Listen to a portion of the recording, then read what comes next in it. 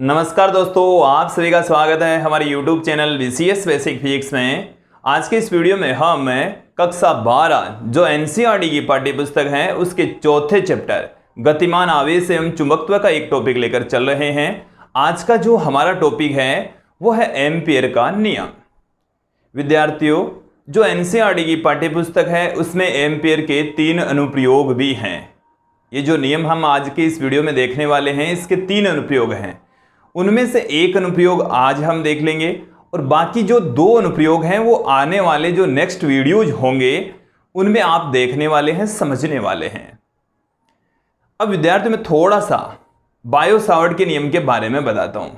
Biot-Savart के नियम में हमने पढ़ा है कि जब किसी धारावाही चालक से विद्युत का प्रवाह होता है तो उसके कारण से उत्पन्न जो चुंबकीय क्षेत्र है उसकी वैल्यू बायो-सावर्ट के नियम से हम ज्ञात कर सकते हैं, फाइंड आउट कर सकते हैं। एक बार मेरी बात को फिर से सुन लीजिए। बायो-सावर्ट के नियम की सहायता से किसी चालक से बहने वाली धारा के कारण से उत्पन्न चुंबकीय क्षेत्र का मान ज्ञात किया जाता है। वो हमने बायो-सावर्ट के नियम में देख लिया था। अब आज का जो हमारा टॉपिक है वो है एम्पियर का नियम।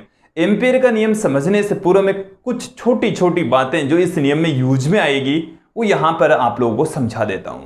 देखिए, सबसे पहले तो हम बात करते हैं विद्यार्थियों बंद रेखा समाकलन।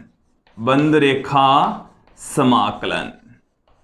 सबसे पहले तो मैं बात करूंगा समाकलन का मतलब क्या होता है। समाकलन का मतलब होता है यदि कोई राशि सतत रूप से विद्यमान है तो उनका जोड़ करना ही समाकलन होता है। सतत राशियों का योग समाकलन कहलाता है।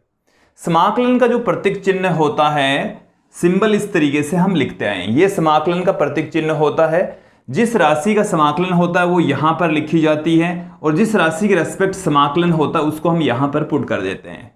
तो इसका मतलब है जैसे मान लीजिए कि अक्स स्क्वायर, तो अक्स स्क्वायर dx, तो अक्स स्क्वायर का हम समाकलन कर रहे हैं, अक्स के रेस्पेक्ट कर रहे हैं, ये समाकलन का सिंबल है। ये आप लोग जानते हैं। यहां पर देखिए रेखा समाकलन। रेखा समाकलन का मतलब क्या है? आप कोई रेखा ले रहे हैं। आप क्या लेकर चल रहे हैं? कोई रेखा, और उस रेखा के ऊपर छोटे छोटे टुकड़े कर लिया आपने, और एक जो टुकड़ा है छोटा सा जो अल्पांश है उस अल्पांश की लंबाई है dl। छोटा सा जो टुकड़ा होता है उसको हम अल्पांश कहेंगे और उस अल्पांश की लंबाई यहां पर कितनी है? dl। तो यदि आप इस लंबाई के रेस्पेक्ट रेखा लिया आपने, उस रेखा के ऊपर आपने एक छोटा सा अल्पांश लिया, छोटे छोटे अल्पांशों को जोड़ेंगे तो वो रेखा की पूरी लंबाई आ जाएगी। तो यहां पर यदि आप dl ले लेते हैं, ये हमारे पास में जैसे कोई राशि है a वेक्टर, यहां पर आपने ले लिया dl, तो इसे हम कहते हैं रेखा समाकलन। इसे क्या कहा जाएगा? रेखा समाकलन कहा जाएगा। क्लियर? यदि विद्यार्थी यहां पर dl के स्थान पर ds आ जाता है, मतलब क्षेत्रफल आ जाता है, तो उसे हम क्षेत्रफल समाकलन कहेंगे। देखो क्षेत्रफल समाकलन किस तरीके से लिखा जाएगा? a vector dot ds vector, यह है क्षेत्रफल समाकलन। क्षेत्रफल समाकलन कहलाता है। इसी तरीके से a vector dot a dv से भी हम उसे पुट कर सकते हैं। ये आयतन समाकलन को बताएगा। ये किसको बताएगा? आयतन समाकलन को बताएगा। क्लियर? तो यदि यहां पर लंबाई आ रही है तो रेखा समाकलन, क्षेत्रफल आ रहा है तो क्षेत्रफल समाकलन, और आयतन आ रहा है तो आयतन समाकलन कहा जाएगा। इतना क्लियर हो गया? अब हमें चाहिए बंद रेखा समाकलन क्या चीज है। बंद रेखा समाकलन क्या है? तो देखिए बंद समाकलन का मतलब है जो आप रेखा लेते हैं या पृष्ठ लेते हैं वो बंद रूप में होना चाहिए। यदि रेखा लेते हैं तो वो बंद वक्र के रूप में, और पृष्ठ लेते हैं तो वो बंद पृष्ठ के रूप में होना चाहिए। इसका मतलब क्या है वो समझा देता हूं। जैसे आपने ये रेखा ली तो ये यहां से स्टार्ट है और ये छोटे छोटे टुकड़ों से मिलकर बनी हुई है, बहुत सारे टुकड़ों से मिलकर बनी हुई है और एक बंद वक्र के रूप में होती है। यदि ये रेखा बंद वक्र के रूप में होती है, इसका आप समाकलन कर रहे हैं तो उसे हम कहेंगे बंद रेखा समाकलन। उसे क्या कहा जाएगा? बंद रेखा समाकलन कहा जाएगा। इतना क्लियर हो जाना चाहिए।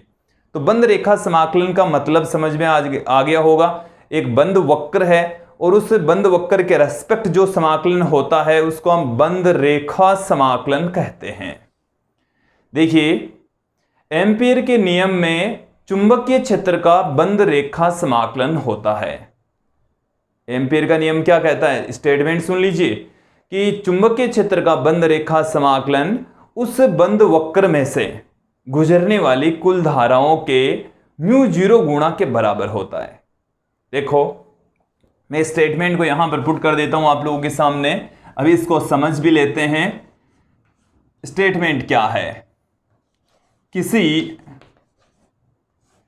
बंद वक्र के लिए, किसके लिए लागू होगा ये, बंद वक्र के लिए चुंबकीय क्षेत्र का बंद रेखा समाकलन, चुंबकीय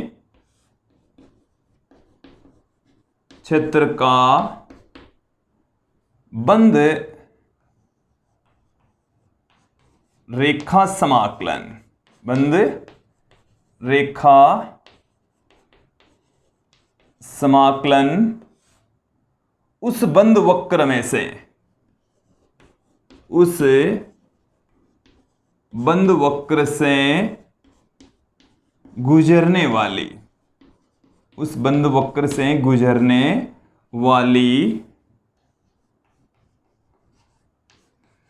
कुल धाराओं,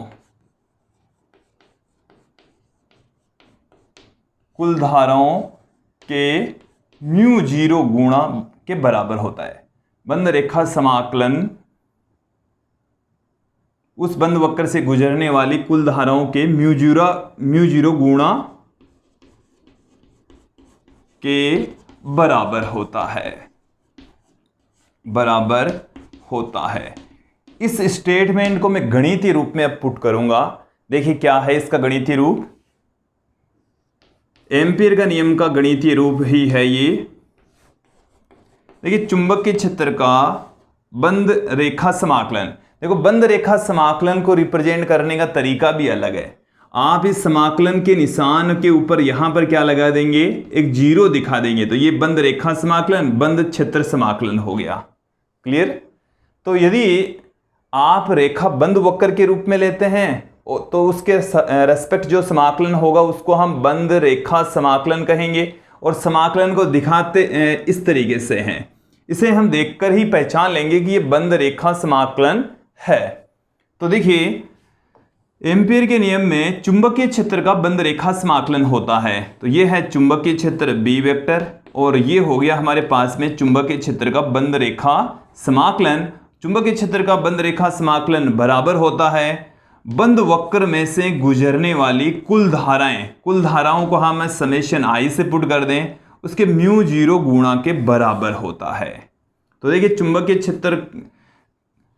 क्षेत्र का बंद रेखा समाकलन का जो मान होता है उस बंद वक्र में से गुजरने वाली कुल धाराओं के μ0 गुणा के बराबर होता है। ये हमारे पास में इसका गणितीय रूप आ गया, और इसे आप लोगों को अच्छे से ध्यान में रखना है, यही बार बार यूज में आएगा। जब हम इसके अनुप्रयोग पढ़ेंगे तो इसी को ही हम यूज में लेने वाले हैं। देखिए, इसे आप समझ लीजिए, जैसे ये हमारे पास में कोई बंद वक्र है और इसमें से इस तरीके से धाराएं गुजर रही है। ये हमारे पास में कुछ तार हैं, और ये जो तार हैं इस तरीके से मैंने इनको दिखाए हैं कि इस बंद वक्र से जा रहे हैं, और इसमें से धारा बह रही है I1, ये I2, ये I3, ये I4। तो यहां पर देखेंगे कि जो समेशन I है वो क्या होता है, ये बंद वक्र है। ये जो हमने दिखाया है ये क्या है, बंद वक्र, बंद वक्र हमने दिखाया है, बंद वक्र दिखाया है, जो कि समेशन I से हमने बंद वक्र में से गुजरने वाली जो कुल धाराएं वो समेशन I वो किसके बराबर होगी, इस बंद वक्र में से गुजरने वाली कुल धाराओं के योग के बराबर। देखिए, इस बंद वक्र में प्रवेश करने वाली धाराओं को धनात्मक ले लीजिए, बाहर निकलने वाली को ऋणात्मक ले लीजिए। तो एक तरफ मतलब आने वाली को धनात्मक ले रहे हैं तो जाने वाली को ऋणात्मक लेंगे। चिन्ह परिपाटी इसी तरीके से आप लोग ध्यान में रखेंगे। ऐसा नहीं है कि भाई चाहे अंदर आ रही हो चाहे जा रही हो सबको ही धनात्मक ले ले, ऐसा नहीं होगा। एक प्रवेश करने वाली को धनात्मक ले रहे हैं तो बाहर निकलने वाली धाराओं को ऋणात्मक ले लीजिए। ठीक है, तो यहां पर देखेंगे हमने तो यहां पर सारी की सारी धाराएं इधर से प्रवेश करवाई है, इधर से निकल रही है। तो I1 प्लस में I2 प्लस में I3 प्लस में I4 से इसे पुट कर सकते हैं विद्यार्थियों। तो ये है समेशन I। अब देखो ये जो एम्पीयर का नियम है ये किस में काम में आता है, इसका यूज क्या है विद्यार्थियों? एम्पीयर का नियम का हम प्रयोग करेंगे चुंबकीय क्षेत्र ज्ञात करने में। चुंबकीय क्षेत्र की तीव्रता ज्ञात करने के लिए हम एम्पीयर के नियम का प्रयोग करेंगे। हम यहां पर एनसीईआरटी की जो पाठ्य पुस्तक है उसमें 3 अनुप्रयोग दे रखे हैं और इस वीडियो में आप एक अनुप्रयोग यहां पर देखने वाले हैं।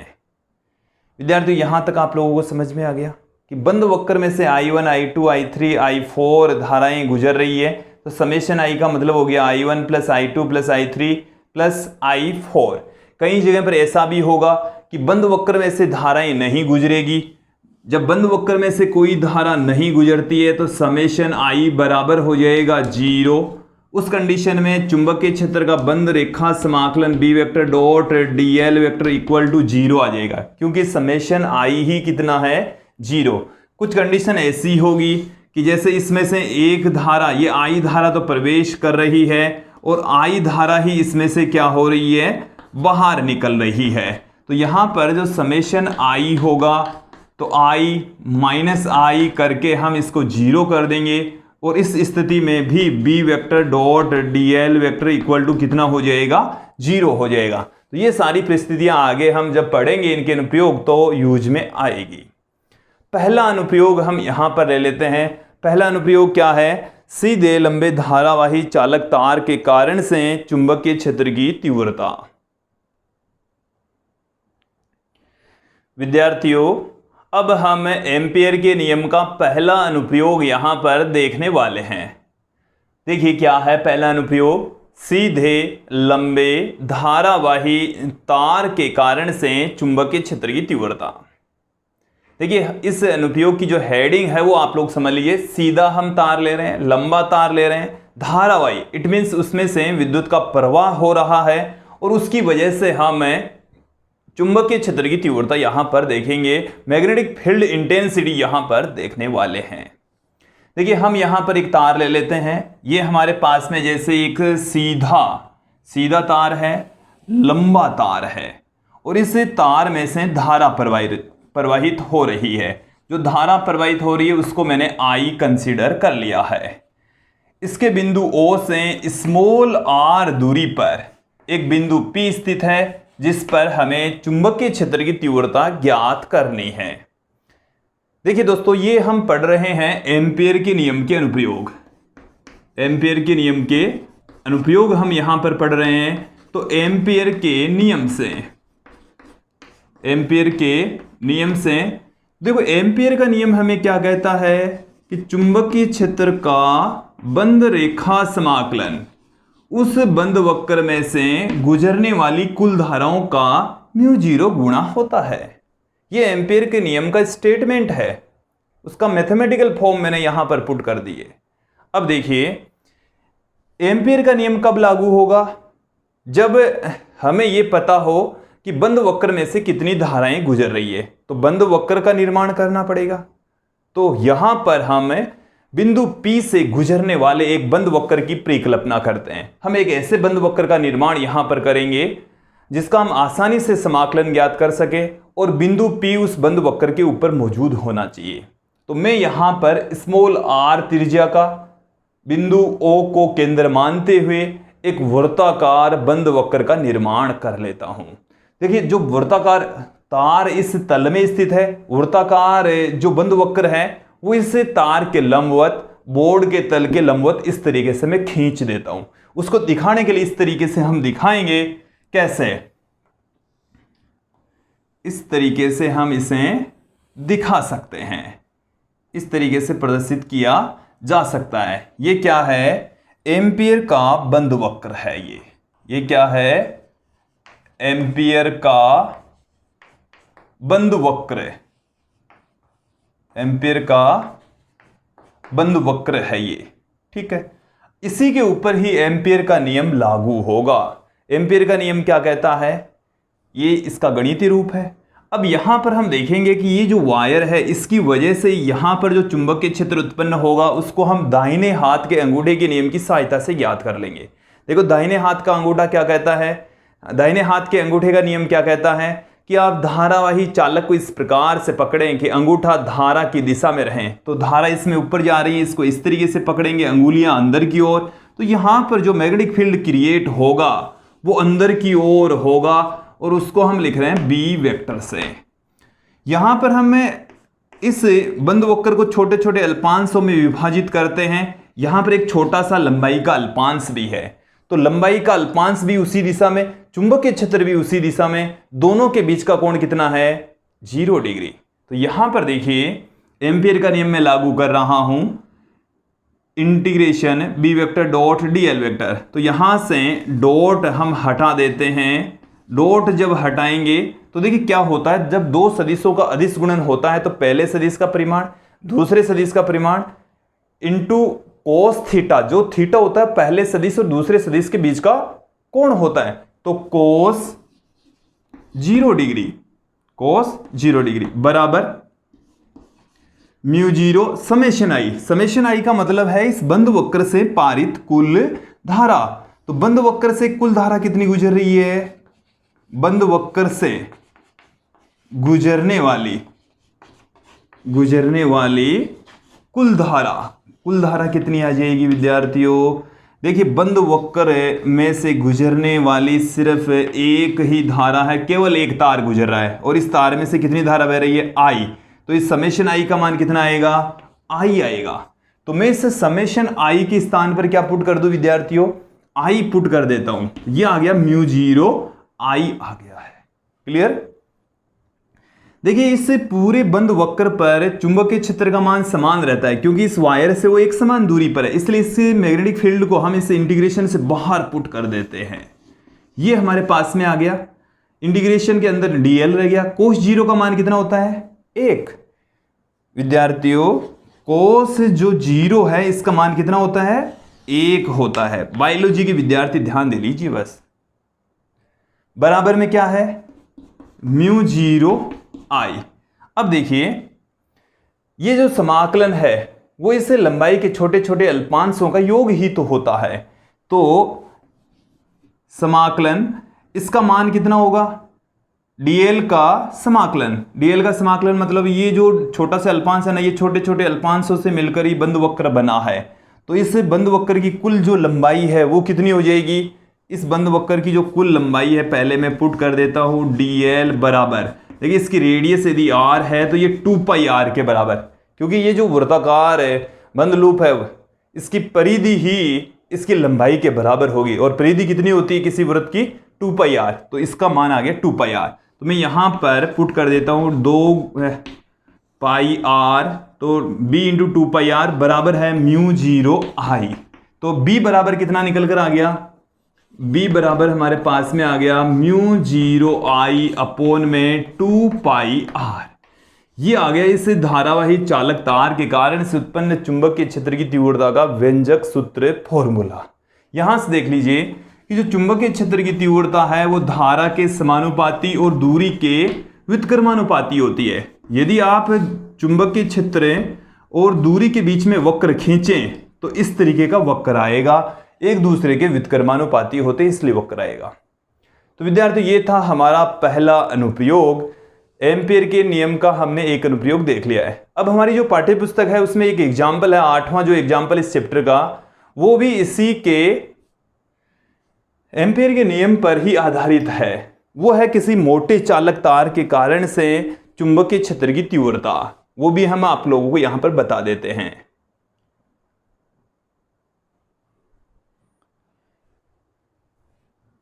विद्यार्थियों जो पाठ्य पुस्तक है उसका एक एग्जाम्पल भी मैं आप लोगों को बता देता हूं कि सीधे मोटे धारावाही चालक तार के कारण से चुंबकीय क्षेत्र की तीव्रता कितनी होगी।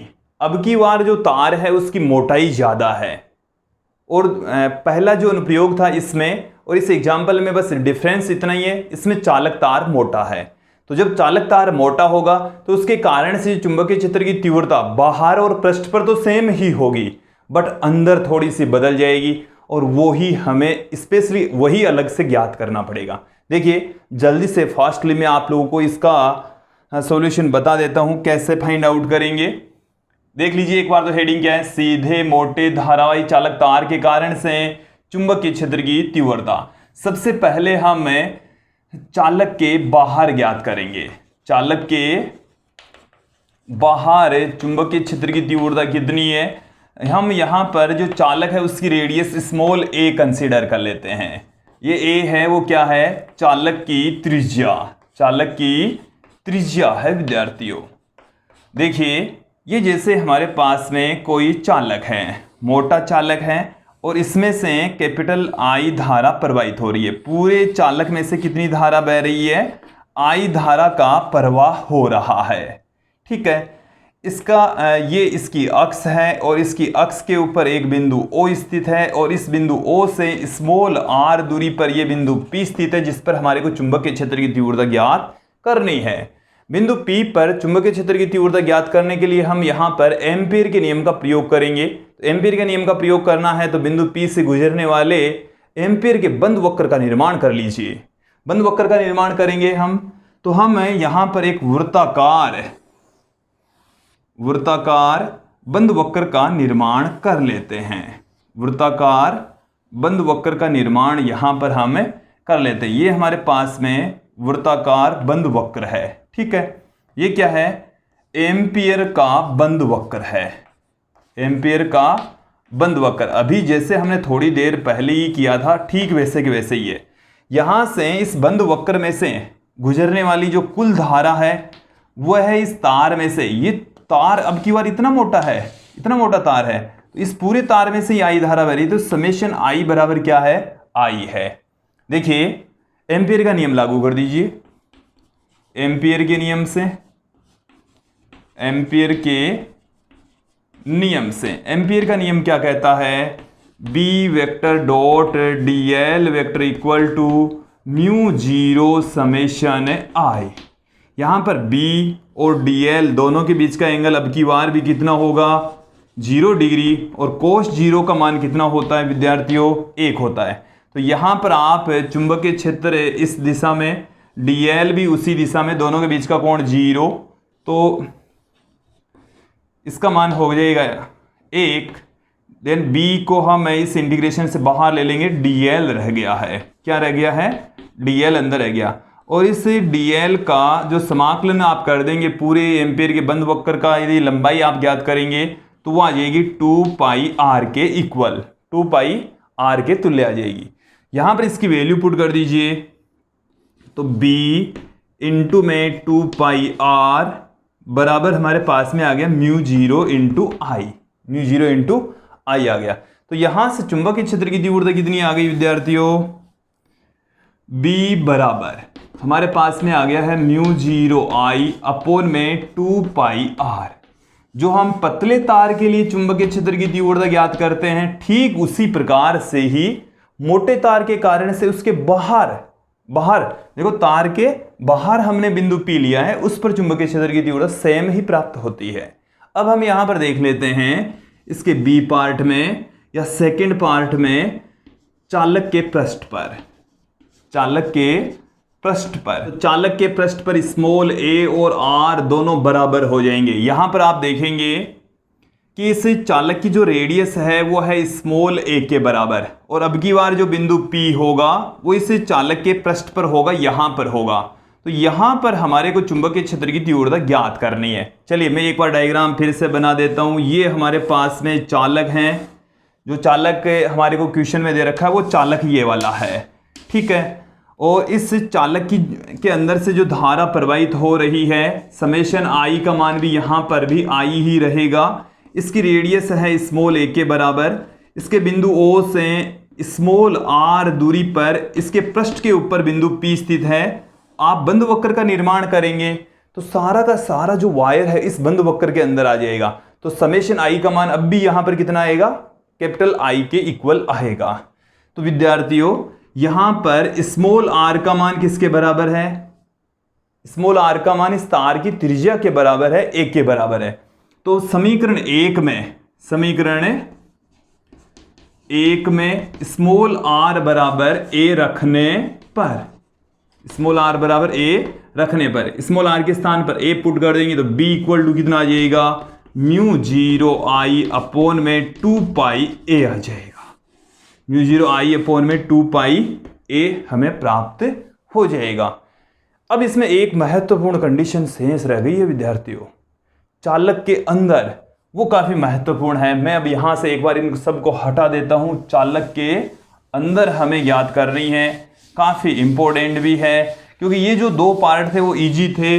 सीधी धारावाही चालक तार के कारण से उत्पन्न जो चुंबकीय क्षेत्र की तीव्रता थी उसकी भांति ही थे, उनमें और इनमें कोई ज्यादा डिफरेंस नहीं था।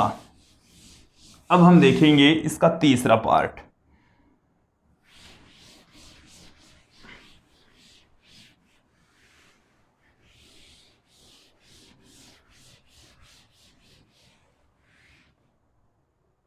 तीसरा पार्ट देखिए, चालक के अंदर। अब की बार जो बिंदु P है वो चालक के अंदर है विद्यार्थियों। स्मॉल r है वो a से छोटा है। स्मॉल r क्या है? a से छोटा है। अब की बार देखिए, ये हमने ले लिया है चालक, मोटा लिया है अब की बार, ताकि हम आराम से समझ सकें। इसमें से टोटल जो धारा बह रही है वो कितनी धारा बह रही है विद्यार्थियों? I धारा बह रही है। तार से प्रवाहित कुल धारा कितनी है? तार से प्रवाहित कुल धारा तो कितनी बह रही है? वो है I। टोटल जो धारा है वो कितनी बह रही है? I। तो देखिए पाई आर स्क्वायर, इसका जो क्षेत्रफल है वो पाई ए स्क्वायर, इसका जो रेडियस है, इस तार की जो रेडियस है वो कितनी है? ए है। तो पाई ए स्क्वायर अनुप्रस्थ काट क्षेत्रफल से, अनुप्रस्थ काट क्षेत्रफल से प्रवाहित धारा कितनी है? प्रवाहित धारा, इसी को ही तो समझना है हमारे को। समेशन आई की वैल्यू ज्ञात करनी है। तो पूरे तार में से कितनी धारा बह रही है? आई धारा बह रही है। पाई आर स्क्वायर क्षेत्रफल में से कितनी धारा बह रही है? आई धारा बह रही है। अब हम क्या कर रहे हैं, बिंदु O से स्मॉल r दूरी पर चालक के अंदर ही एक बिंदु P स्थित है, इस पर हमारे को चुंबकीय क्षेत्र की तीव्रता ज्ञात करनी है। अब देखो, इसकी जो रेडियस है, अब की बार जो बंद वक्र में से धारा प्रवाहित होगी वो इतने से भाग में से बहने वाली धारा होगी। मतलब पाई आर स्क्वायर क्षेत्रफल में से बहने वाली धारा हमें ज्ञात करनी है, वही समेशन आई होगा। तो देखो, पहले तो एकांक अनुप्रस्थ काट क्षेत्रफल से बहने वाली जो धारा होगी वो तो क्या होगी? आई बट्टे में पाई ए स्क्वायर, और इसका अनुप्रस्थ काट क्षेत्रफल कितना हो जाएगा? इस वाले भाग का पाई आर स्क्वायर। तो पाई आर स्क्वायर अनुप्रस्थ काट क्षेत्रफल से प्रवाहित धारा क्या आ जाएगी हमारे पास में? वही होगी समेशन आई। और समेशन आई कितना हो जाएगा? आई बट्टे में pi R square into pi A square into में पाई आर स्क्वायर। पाई से पाई कैंसिल हो गया। समेशन आई का मान किसके बराबर आ गया है? आई इंटू में आर स्क्वायर बट्टे में ए स्क्वायर। ये हमारे पास में समेशन आई आ चुका है। अब देखिए विद्यार्थियों, हम लगाएंगे एम्पियर का नियम। एम्पियर का नियम, एम्पियर का नियम क्या है बोलिए? एम्पियर के नियम से, एम्पियर का नियम हमें यह कहता है B vector dot D L vector equal to mu 0 summation I. यहां से डॉट हटाएंगे तो देखिए, डॉट हटा देंगे तो कोस 0 आ जाएगा। कोस 0 का मान हो जाएगा 1। समेशन आई का मान कितना है? आई इंटू आर स्क्वायर बट्टे में ए स्क्वायर हो जाएगा। कोस 0 का मान कितना होता है विद्यार्थियों? 1 होता है। बी को हम ले लेंगे बाहर, और इस का जो इंटीग्रेशन है dl, ये हो जाएगा 2 पाई r के इक्वल। तो 2 पाई r मैंने यहां पर पुट कर दिया, mu 0 I into r square बट्टे में ए स्क्वायर। यदि आपको नहीं दिख रहा तो मैं यहां पर पुट कर देता हूं। देखिए क्या लिखा मैंने? बी समाकलन इसकी वैल्यू मैंने यहाँ पर पुट कर दी है। चलिए मैं यहाँ पर लिख देता हूँ इसको पूरे को ही।